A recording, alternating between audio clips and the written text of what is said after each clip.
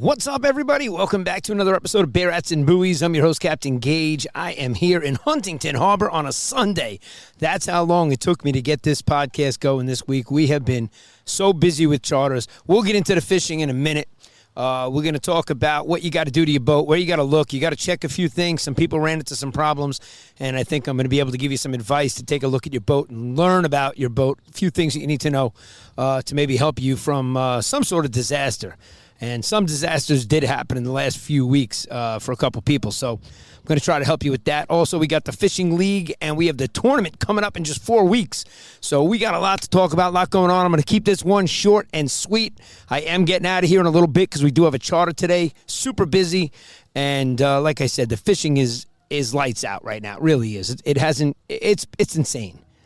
And I can put up videos here and show you some really cool fish that we caught this week. They're real big. We had I'd say out of the last 30 bass, one was a slot, and 29 of them were over.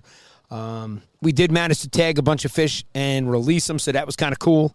But in the meantime, we got the tournament coming up on June 27th and 28th. That's going to be Saturday the 27th and Sunday the 28th. You could head over to stripedbassinvitational.com to register your boat now. Got to get in early, guys. We need to know how many people are going to be in the tournament. Don't wait for the last minute to register. I would jump in early if you can. That would help us out. And we're getting organized, we got to get all the tags ready and all the stuff that we're going to give out from the sponsors. So we need to know how many people are going to be in the tournament this year. Last year we had 20 boats. I know a couple of the guys that were in it last year already reached out to me, said they're in. And a couple of guys reached out and said, hey, I got a wedding, I got this, I got that. So totally understand, man. Life happens. Super busy. We got Greg Sharp coming out with us today, the CEO of the World Series of Arm Wrestling. He'll be on the boat today catching some bass with us. That's going to be a ton of fun. But let me tell you guys, the last few trips that we've been on, it's been absolutely lights out on the striped bass. We did have a charter with some bottom fishing on Wednesday, which was kind of cool to get a family out that comes out with us 3 times a year. But the bite wasn't like red hot. It wasn't like insane, Thank God they caught a bunch of fish, because going out and getting skunked on bottom fishing would be tough. That'd be rough. That'd be a rough pill to swallow. But the striped bass fishing is absolutely insane. Top water action has been incredible, but you got to be out there at the right time. All right, so everybody hears about it. You're going to see the videos. I haven't posted any pictures or any videos of what's been going on out there. I've been so busy with the charters. So I'll catch up to that this week and show you guys a lot of the top water action and the size of these fish that are blowing up on the top. These are all 40-inch bass, and a lot of them have sea lice, so you know that they migrated. They were coming this way. And let's see how long they feed. So right now there's been feeding frenzies. They've been killing it on mackerel. All right, and they're feeding heavy on the mackerel. So guys that are putting down spot and some other baits, they're not taking them as easily as they would take a mackerel. All right, they are taking them. They are feeding. We're catching them, and we're getting them on umbrella rigs, mojos, and top water action. So that's been, and floater spoons. So that's been the 4 techniques that we've gone out and used on the charters. And it's a ton of fun when you do top water action with guys and you're throwing out really light tackle and light rods, and they're reeling in 39, 40, 42-inch fish that all have some weight to them. These fish are fat. They're feeding. They are here gorging. So let's hope they stay. The bait is here. There's a ton of bait. I know today they were reaching out to me. They were feeding on peanut bunker out there. And so there's a ton of bait in the water. We're seeing it. We're marking it. And at the top and the bottom of the tide, they've been blowing up on them. So if you're getting out there on the incoming, you got to know where to work. You can't go out and work the same areas that you would go work on an outgoing tide. So these are the things that separate. There's a lot of times we get out there, we're like, where is everybody? Why are they over there? You think there's fish over there, and we don't see them hooking up with anything, and we're over in our own little area hooking up. And there's a reason for that. So that's why you want to join the Bear Rats and Buoys Fishing Club, because we're going to show you guys in the club exactly what we're using. We have awesome secret weapons. Like, we put a secret weapon out this week that was lights out, one of the best things we've used so far for the season. I mean, it caught 2 39-inch fish in one shot. So we were doubled up on a tandem, which really doesn't happen too often. In fact, we were doubled up with 2 fish coming on 2 rigs a lot. So it's really cool to see. They're really feeding out there. But you got to know what to use. The colors, the clarity, the sun, whether it's cloudy. So you need to learn all that stuff. we will teach you here on Bay Rats and Buoys, the podcast, because I try to educate you guys every week on what we use, what we're doing, what's working. This week, I could tell you the umbrella rigs and the Mojos crushed it. Top water action blew up. It was insane. So we threw out, super strikes. We threw out any kind of top water plug was getting crushed, especially one that looked like a bunker. They were killing that. So I hear guys are getting them on the eels too, which I'm not a huge eel fishing guy here on the North Shore. But I hear they're getting them on eels, they're getting them on spot, they're getting them on mackerel, and, of course, on bunker. So if you can get out there with those 4 live baits, you're going to catch fish, no doubt about it. If you're out there at the right time and you see what I saw here last week, I'll put it up here on the video. I may not put it up in the video if I get this video up fast because I'm sitting on the boat. I'm probably going to get this one up quickly, so I'm not going to put a lot of B-roll into it. Check out our social media feed, and you'll see all the fish that we're catching, all the stuff that we're doing. All right? So if you don't see it in the B-roll here on this week's episode, you will see it on our social media feeds that we start to post because the rods, we have insane videos of the rods bending. Those Oakley Meta glasses that I have, the Vanguards, absolutely kick-ass. Corey introduced the 360 Instacam to the boat this week, so we are getting some different perspectives. We will film underwater. Now, let's just talk about your boat for a minute because, even me, I run into problems. We all do. It's a boat. It's like your car. Everybody has a car. Everybody has problems. You've all had a flat tire. You've all had a dead battery.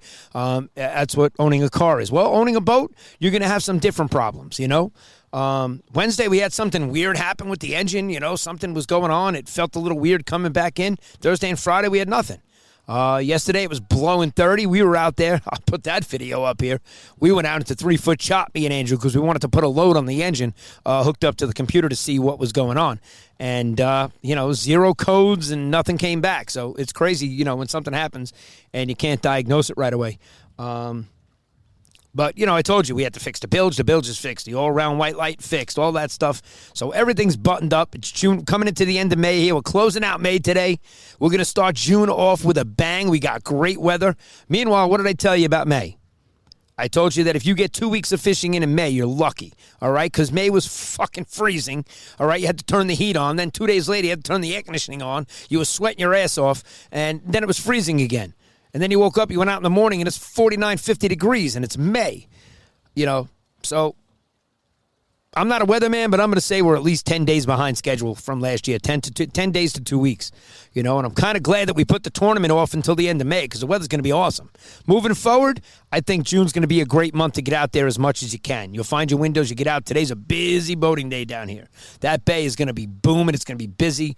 Guys are already texting me that are out in the Sound, and the tide's just high right now, so we're going to catch that outgoing tide, which has been the perfect bite. You get to that mid-ebb and the bottom of the ebb, and the bite has been on, all right? So some things that came up this week, and I say to people, here when we're in conversation at the dock when somebody had a problem with the boat, and this is what I say to you. Where's your seacock? Do you know where your seacock is? And do you know how many seacocks you have on your boat? And do you know how to access them? Because there's times where we may have issues with the pump on the live well, and we'll go down there, we'll shut off we'll close the seacock, we'll take the live well pump off, okay, and then we'll open the seacock and let it flood in a little bit, okay, and then close the seacock, and then put the pump back on, and, boom, and it's working. Usually there's something clogged down there. But let's just say we had a rough winter and you left some fresh water in your live well hoses that are going out. Guys, all the new boats, all that shit is plastic. It's all plastic. So if you left water in there and water cracked any of that stuff, you don't even know it's cracked. You're not going to know it's cracked till it's sitting in the water. And down she goes. So I was talking to guys here in my marina, and I asked them, how many seacocks you got on your boat? He's like, 4. 2 of them are a pain in the ass to get to. And I totally get that. Mine's really easy to access. In fact, Andrew was here working with me yesterday doing some stuff on the boat, and he was saying, how easy everything is to get to on this boat.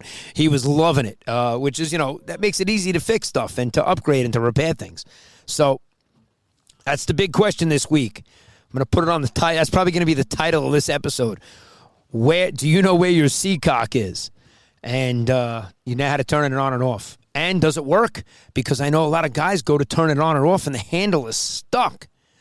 which is no bueno. That is no fucking good. You want to make sure you get some grease, some oil, do something to them. Make sure that the seacock handles are turning. You know, that's really important. So let's make that this week's tidbit of advice is go look for the seacocks on your boat and make sure you know how to turn them on and off. It might keep your boat from sinking. Yesterday we had high winds. You know, there was boats up on the beaches. I was talking to one of the captains coming in on the big boat, and he was like, yeah, they saw a sailboat break off and spear into another boat. And, I tell you guys all the time, check those lines. If you're on a mooring, you better get down there and check your lines, because even the guys in the dock here didn't check their lines, and their boats were twisted in their slip. And when you got these high winds, you got to get down and check on your boat. Make sure you tied it up correctly. Last time you rushed in, you didn't tie it up so good. And bam, she's all turned sideways, in the slip, banging into your neighbor.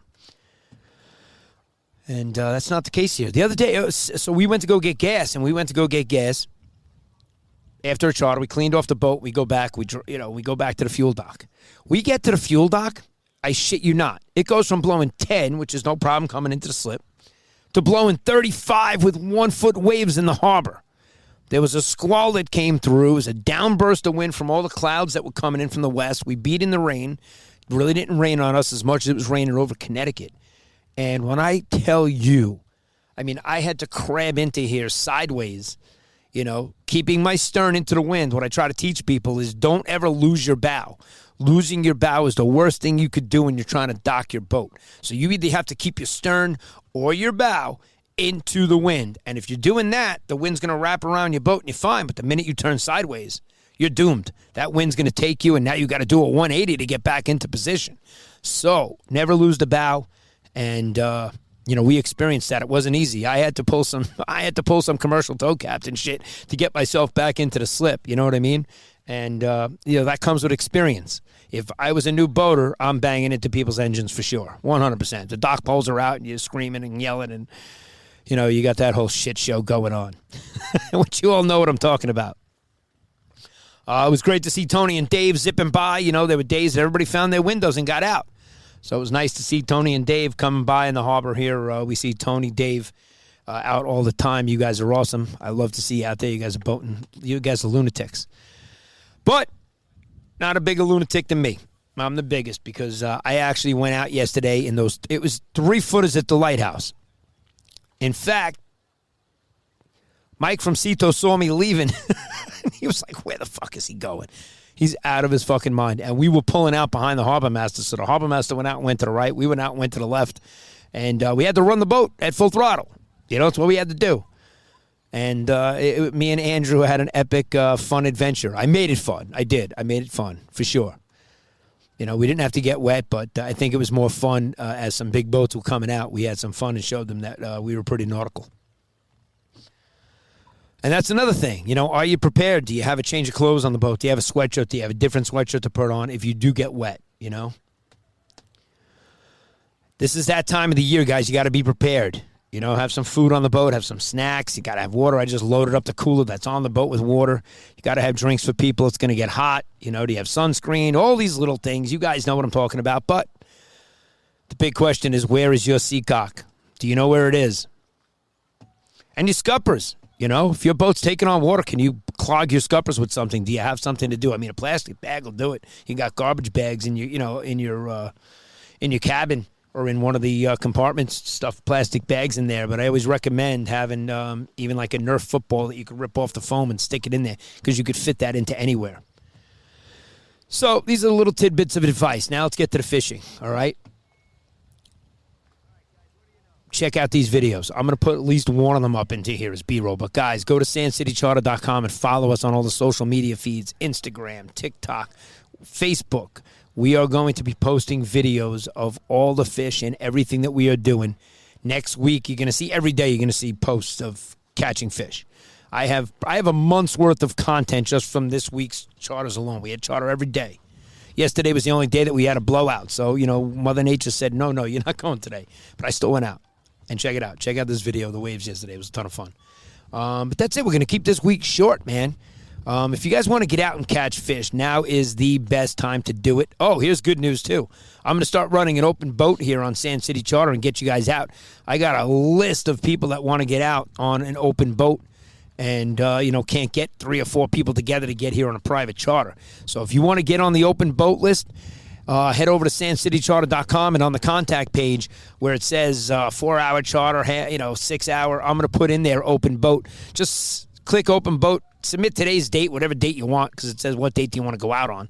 Just put whatever date is good for you to get out in the comments. I'm good on Mondays and Fridays. Put that out. You'll make it on the list. I'm going to start shooting out text messages to everybody saying, hey, Thursday the weather looks good. We're going to run from this time to this time. And if you want to jump on, bam, let's get out there because the fish are here. You got to get them while they're good, man. Fishing is hot right now, red hot. Anybody can catch it. If you're not catching bass out there, I don't know what you're doing wrong. I really don't. But what you're doing wrong is you're not coming fishing with me and Corey and learning how to do what we do. It's not hard. We will teach you. We'll show you how to do it. All right? We even love showing charters how to do topwater and float a spoon and other techniques. We don't want to go out there and troll around for these things. Trolling is easy. The boat hooks up to the fish. That's easy. To me, that's not really fishing. That's trolling. That's why it's called trolling and not fishing. So, summer's here, guys. We're 3 weeks away from kicking off summer of 2026. Head over to sandcitycharter.com and sign yourself up. Up top on the left there in the menu, click on tournament, and you can register for your boat for the tournament. Get your team in now. Register for the tournament. It's June 27th and 28th. We're going to run a 2-day event because this way, if there's any bad weather, we can get out there and we'll have 2 days to catch fish. Tag them. Last year we tagged 65. This year we want to tag at least 130. We want to double what we did, and we want to double the amount of boats that are in the tournament. Every year we want this thing to grow. Guys had a great time last year. You're going to see commercials for the next 3 weeks for the tournament. StripedBassInvitational.com. It's Bay Rats and Buoys' second annual Striped Bass Invitational, and we're excited to put it on, host it. We have a ton of fun. And you don't got to worry about me kicking your butt. You got to worry about Chuck. You got to worry about Matt. And you got to worry about the winners, the champs from last year with Eric, Mike, and Andrew. Those guys have a target on their back, and I know people that are going for them. They're gunning for them. They don't want them to win 2 years in a row. So if you want a shot at winning $2,500, that's the grand prize, thanks to J&M Seafood. All right? And second prize is $1,000. And third place is $500. And we got tons of great sponsors, so you want to get involved. We'll teach you how to tag the fish at the captain's meeting. It's very easy. Guys said to me last year they had so much fun doing it. That tagging the fish and releasing them was awesome. And there's no better way to get rid of a big fish. You can't keep it. It's over 31 inches. No one's catching a 27-inch bass. We haven't caught a 27-inch bass all season. We haven't had a short. And like I said, last week we had 1 slot fish. They did go home with some nice fillets, no doubt about it. But if you want to get out there and catch fish, head over to sandcitycharter.com. Me and Corey will be happy to get you guys out. If you want to learn, come out with us. Charter us and come out. We'll teach you how to do what we do and put you on the fish so you could do it on your own. And if you want to come out on an open boat, Sand City's going to run an open boat. You will get the Sand City experience, which everybody is loving these days. You can check out the Google reviews. We have a ton of fun out here. We really do. And looking forward to meeting you, greeting you. Join the Bay Rats and Buoys Fishing Club if you want to get in on the intel and all the secret weapons that we use, because the club really shares the intel amongst the members. And it is so cool to see this year how the camaraderie in the club is really taking off. There's a few guys that joined the club that haven't even shown up to meetings, but yet they're still involved, and we try to keep everybody involved. We're going to have another meeting this week, the first week of June, and if you want to get in on the action, you could head over to sandcitycharter.com. That's on the podcast page. You could join the Bay Rats and Buoys Fishing Club. Don't forget, we also have the Fishing League. We got a tournament, we got a club, and we got a league. So you have no excuses not to get involved. Your only excuse is that you're afraid you're going to go out there and not catch any fish. All right? That's your big excuse. Now, here's another question for you. Do you know where your seacock is? Seriously. Look for your seacock. Open and close it. All of them. Check them out. Make sure they're working. Make sure there's no stress cracks down there. So, anyway, that's I think we're on episode 82. I didn't even look. Guys, I put the GoPro on. I sat down. I set up the mic. I sit on the boat. I bang it out. This is raw and unscripted. We're going to have Daniel from Ocean Devil on one of the episodes coming up.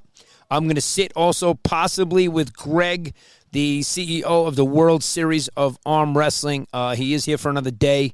We're getting him out in a few hours.